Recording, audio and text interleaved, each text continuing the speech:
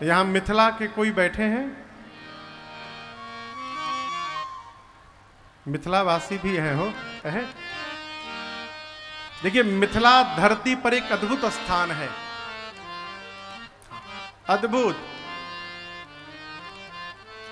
मिथिला की सखियां कहती हैं राम जी से, प्रभु संसार में जहां जाइएगा वहां गाली सुनने को मिलेगा, गारी। लेकिन मिथिला में गारी नहीं दी जाती, मिथिला में गारा दिया जाता है, गारी का बड़ा भाई। भगवान मिथिला प्रवेश करते हैं, एक सुंदर आम के बगीचे को देखकर विश्वामित्र जी राम लक्ष्मण मुनियों के साथ वहां रुकते हैं। जनक जी महाराज के पास सूचना गई। जनक जी दौड़कर मंत्रियों के साथ, ब्राह्मण देवताओं के साथ, सतानंद जी के साथ आते हैं, विश्वामित्र जी के चरणों में दंडवत करते हैं। उसी समय राम लक्ष्मण जी बागीचा देखने गए थे, दोनों भाई चले आए और जैसे मेरे राम जी का सौंदर्य दिखाई पड़ा, जनक जी की मति हिरा गई हो। जनक जी हाथ जोड़कर विश्वामित्र जी से पूछने लगे, मुनिवर कहू नाथ इस सुंदर दो बालक मुनि कुल तिलक के नृप कुल पालक। मुनिवर, ये सुंदर दो लड़के कौन हैं? मेरा मन सहज स्वरूप में ब्रह्म चिंतन में लगा रहता है, परंतु इनको देखने के बाद मेरा मन आज ब्रह्म रस का त्याग करके और इनके रूप में उतर गया है। आप सत्य सत्य बताइए, ये दोनों बालक कौन हैं? अब यहां दर्शन करिए। जनक जी महाराज वेदांती महापुरुष हैं, ब्रह्म की उपासना करते हैं, निराकार को मानते हैं, वो साकार को नहीं मानते। और निराकार को मानने वाले जनक जी आज मेरे सरकार के आकार में अझुरा गए हैं हो।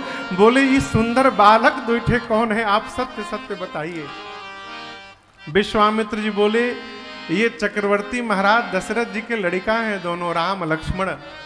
मेरे यज्ञ रक्षा के लिए महाराज ने दी, यहां मेरे साथ धनुष यज्ञ देखने आए हैं। जनक जी गदगद हो गए सुनकर, सोचने लगे चक्रवर्ती महाराज के लड़का आम के बगीचे में रहेंगे। जिस प्रकार का अतिथि हो उसी प्रकार की उसकी व्यवस्था भी करनी चाहिए। ले जाकर मिथिला के सबसे सुंदर महल में जनक जी ने स्थान प्रदान किया। संध्या बेला में लक्ष्मण जी के मन में भाव जगा है, लखन हृदय लालसा विषेखी जाई जनकपुर आई दे। लक्ष्मण जी के मन में आज एक विशेष लालसा ने जन्म लिया कि क्यों न एक बार जनकपुर का दर्शन किया जाए। और अभी थोड़ी देर पहले आपसे मैंने कहा कि जो भगवान को देख चुका है उसे अब संसार देखने का मन करने वाला नहीं है। तो लक्ष्मण जी भगवान के साथ रहने के बाद ये कैसे मन में भाव आ गया? इसका कारण दूसरा है। लक्ष्मण जी अयोध्या देख चुके हैं, ना अयोध्या, वहीं जन्म हुआ है। लक्ष्मण जी उस धरती को देख चुके हैं जहां भगवान ने अवतार लिया। अब लक्ष्मण जी उस धरती को देखना चाहते हैं जहां भगवान की भक्ति ने अवतार लिया है, इसलिए मिथिला देखने का भाव मन में उनको जागृत हुआ है। डर के मारे ये बात कहे नहीं। राम जी ने गुरु जी से कहा, भाई साहब का मन गुरु जी कथा में नहीं लग रहा है, ये भाई साहब नगर देखना चाहते हैं। यदि अनुमति हो गुरुदेव तो मैं नगर दिखा के ले आऊं। ले जाऊंगा और तुरंत ले आऊंगा। अच्छा, हम आपसे कहें कि आज हम गाड़ी चला के घर चलेंगे, आप हमको चलाने देंगे? नहीं देंगे ना? काहे? महाराज आपको तो रास्ता पता नहीं, आप कैसे चलाएंगे? कब जाम लग जाए, किस गली में जाना पड़ेगा। यदि हम आपको यहां से घुमाने ले चले तो हम क्या घुमाएंगे, हम खुद ही रास्ता नहीं जानते, भटक जाएंगे, तो आपको क्या घुमाएंगे। गुरु जी सोचे जिस प्रकार लक्ष्मण जी पहली बार आए हैं उसी प्रकार ये राम जी भी पहली बार आए हैं। तो जब राम जी स्वयं मिथिला नहीं दर्शन किए हैं तो ये लक्ष्मण जी को क्या घुमाएंगे नगर। इसका अर्थ है ये दोनों भैया नगर देखना नहीं चाहते, फिर नगर वासियों को अपना दर्शन कराना चाहते हैं, इसलिए मिथिला घूमने की बात कह रहे हैं। गुरु जी ने अनुमति प्रदान कर दी।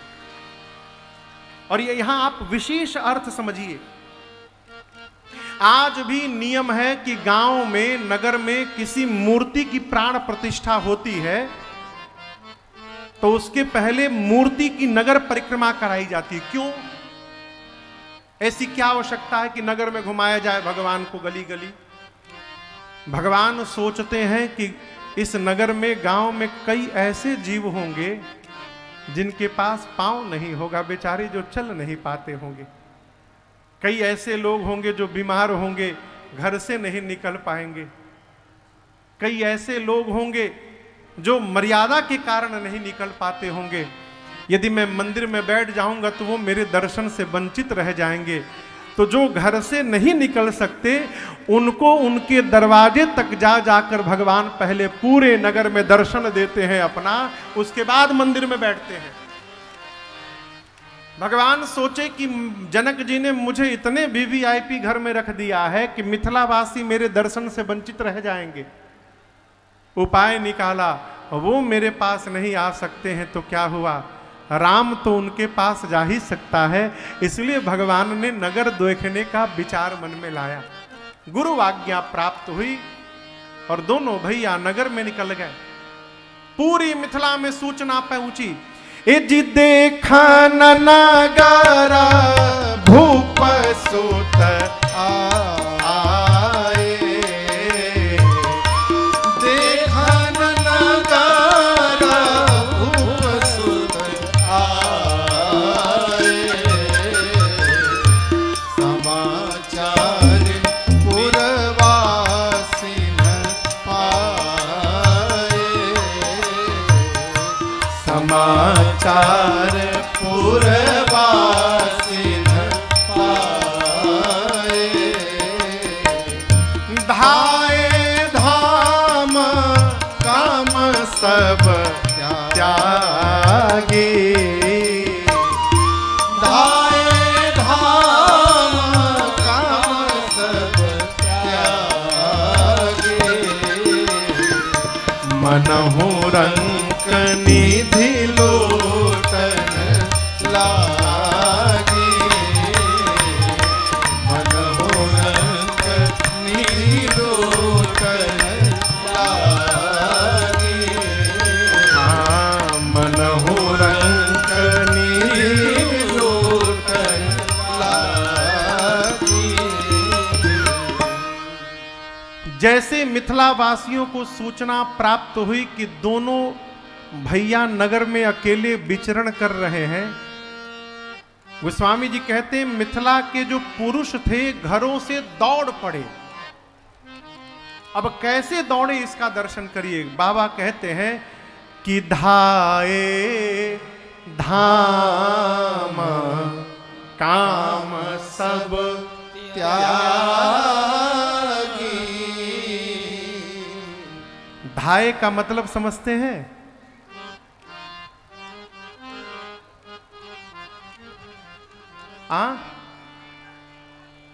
धाए मतलब इस प्रकार से दौड़ना कि अपने शरीर की शुद्धि न रहे, हम किससे लड़ रहे हैं, किससे भिड़ रहे हैं। कहते हैं लोग कहते हैं ना, का हो कहे धधाइल बड़ा, पागलों की भांति दौड़ने के शब्द, दौड़ने की प्रक्रिया के लिए शब्द है धाना। पुरुष घरों से दौड़े, माताएं जाकर छतों पे खड़ी हो गई, बच्चे भगवान के पीछे पीछे चलने लगे। एक सखी कहती है राम जी को देखकर कितने सुंदर हैं हो, कहे ठीक ब्रह्मा जी इतने सुंदर लग रहे हैं। एक सखी ने कहा दिमाग ठीक है, ब्रह्मा जी के 4 मुख हैं, इनके तो एक ही मुख दिख रहा है। एक ने कहा फिर ब्रह्मा जी नहीं तो विष्णु भगवान? बोले उनके 4 हाथ हैं, इनके 2 ही हाथ दिखाई दे रहे हैं। एक सखी ने कहा फिर शंकर भगवान? एक सखी ने कहा कि और ही ना भेटाइल ह शंकर भगवान बिकटबे सम्मुख पंच पुरारी, विकराल रूप धारण करके रहते हैं। अरे ये तो इतने सुंदर हैं, इनके एक एक अंग पर करोड़ों करोड़ों कामदेव को यदि याद न्यौछावर कर दिया जाए तो कम पड़ेगा, कितने दिव्य सुंदर स्वरूप है। राम जी चल रहे हैं, एक सखी अपना मंगल भाव रखती है। हमारे बक्सर में एक सिद्ध महापुरुष हैं, पूरी दुनिया उनको मामा जी कहती थी। जो बक्सर के होंगे जानते होंगे, प्रातः स्मरणीय परम पूज्य श्री नारायण दास जी भक्तमाली। साधु साई में उनको सभी संत सारे लोग मामा जी कहते थे। मामा जी क्यों? क्योंकि वो सीता मैया को अपनी बहन मानते थे। तो सीता जी हम लोग की माँ हो गई, अब वो उनके भाई, इसलिए उनको पूरा संसार मामा जी कहता था। ये उनकी रचना है। अयोध्या से भैया, अयोध्या से जब महात्मा जाते थे ना मामा जी के यहाँ, तो मामा जी कहते थे ए बाबा जी हमको गोड़ लागा। अयोध्या के महात्मा कहते थे हम बारात में आए हैं, हम कहाँ गोड़ लागेंगे, आप लड़की वाले के तरफ हैं। तो मामा जी कहते थे हम आपसे अधिक पढ़े लिखे हैं। ना कैसे पढ़े लिखे हैं? तो आप बाबा हैं, हम मामा हैं, आप बाबा, BA आप डबल BA हैं, हम मामा हैं, MA डबल MA हैं। कौन सबसे अधिक पढ़ा लिखा है बताइए? तो ये मामा जी की रचना है। सखी देखकर कहती है अरे सखी है देखूं ना वो दोनों भैया सांवर गोर। सखी है देखूं ना दोनों भैया सांवर गोर। सखी है देखूं ना दोनों भैया सांवर गोर। अब तक न देखनी हम ऐसन सुरतिया। सखी है अब तक न देखनी हम ऐसन सुरतिया। सखी है अब तक न देखनी हम ऐसन सुरतिया। सखी है अब तक न देखनी हम ऐसन सुरतिया।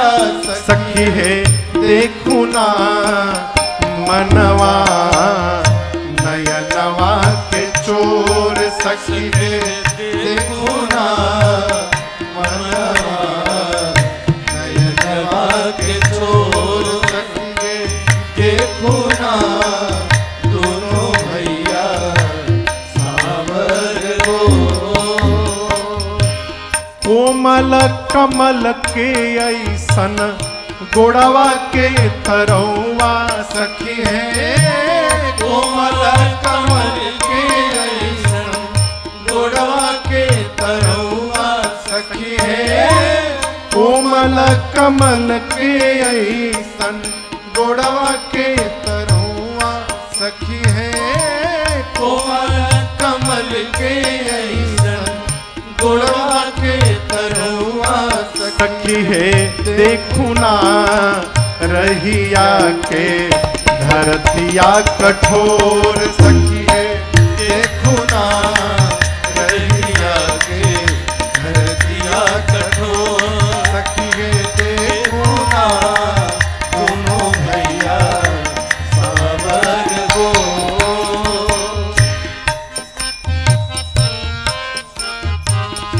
एक सखी ने कहा मंगला से पैती इनके आँखिए में बसैती। सखी है मंगला से पैती इनके आँखिए में बसैती। सखी है मंगला से पैती इनके आँखिए में बसैती। सखी है मंगला से पैती इनके आँखिए में बसैती। सखी है जियरा जुड़ैती, होई के विभोर सखी है जियरा जुड़ैती, होई के विभोर सखी है देखो ना दोनों भैया सावर गो। एक सखी ने कहा आंख में बिसाकर क्या करोगी? बोली रात दिन निहरती इनके छोह से दुलरती, सखी है रात दिन निहरती इनके छोह से दुलरती, सखी है रात दिन निहरती इनके छोह से दुलरती, सखी है देखो ना आरती उतरती साँझ भोर, सखी है देखो ना आरती उतरती साँझ भोर, सखी है देखो ना दोनों भैया सावर गो, सखी है देखो ना दोनों भैया सावर गो, सावर गो, सावर गो। राम लक्ष्मण जी नीचे नीचे चल रहे हैं, ऊपर सखियां खड़ी हैं। एक सखी ने कहा सखी ये गोरका तो नहीं, लेकिन जो संवरकू हैं संवरकू, ये अपनी सीता जी के लिए एकदम उचित दूल्हा लग रहे हैं। यदि महाराज इनको पहचान जाएंगे तो मेरा मन कहता है कि बरबस इनसे सीता जी का विवाह करा देंगे। एक सखी ने कहा अरे महाराज ने इनको पहचान भी लिया है, लेकिन अब तक महाराज ने अपना प्रण नहीं छोड़ा है। एक सखी बोली मेरी बात मानो, ब्रह्मा जी सबको उचित फल देते हैं, यदि ये बात सत्य है तो मैं कहती हूं ये सांवला ही सीता का वर बनेगा, इसमें कोई संशय नहीं है, यही दूल्हा बनेंगे।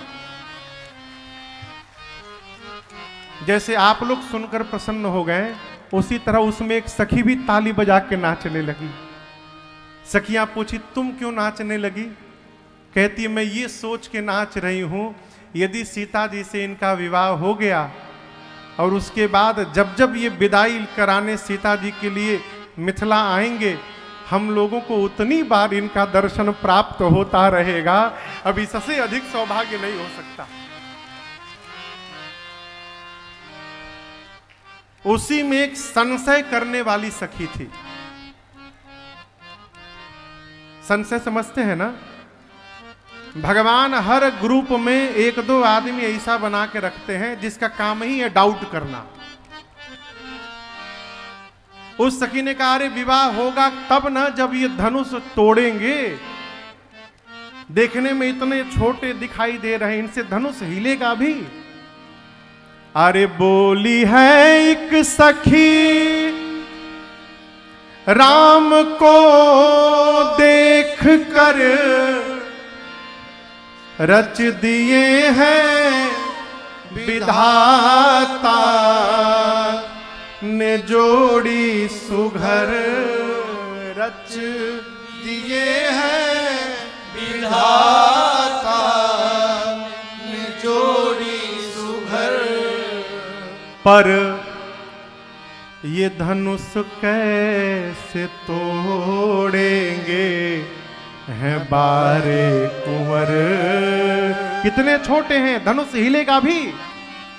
ये धनुष कैसे तोड़ेंगे हैं बारे कुंवर। मन में शंका बनी की बनी रह गई, मन में शंका बनी की बनी रह गई। राम जी धनुष कैसे तोड़े हैं बारे कुंवर। एक सखी ने कहा देखने में इतने छोटे हैं ये, इनसे धनुष हिलेगा भी? तोड़ना तो बहुत दूर की बात। अंतिम सखी ने अपना भाव रखा, कहा सावधान दोबारा मत कहना। बोली दूसरी सखी छोट देखन में है पर चमत्कार इनका, तू नहीं जानती पर चमत्कार इनका, तू नहीं जानती। एक ही बाण में ताड़का राक्षसी, बस एक ही बाण में ताड़का राक्षसी, उठ सकी ना पड़ी की पड़ी रह गई। एक ही बाण में ताड़का राक्षसी, उठ सकी ना पड़ी की पड़ी रह गई। एक ही बाण में, एक ही बाण में, एक ही बाण में ताड़का राक्षसी। सखी ने कहा, जिसने एक बाण में ताड़का को समाप्त कर दिया, जिसके चरणों के रज से अहिल्या जी को सदगति प्राप्त हो गई, वो क्या शिव के पिनाक को तोड़े बिना रहेंगे? मेरी मानो, जिन ब्रह्मा जी ने सीता जी को बनाया है, उन्हीं ब्रह्मा जी ने इस सांवले को भी बनाया है। दूल्हा तो यही बनेगा। सखियां आनंद में आकर भगवान के ऊपर पुष्प की वर्षा करती हैं। भगवान बच्चों के साथ धनुष यज्ञशाली का दर्शन करके आते हैं। गुरुदेव के पास रात्रि संध्या, बयारू, आरती, भोजन, भोजन के बाद विश्राम।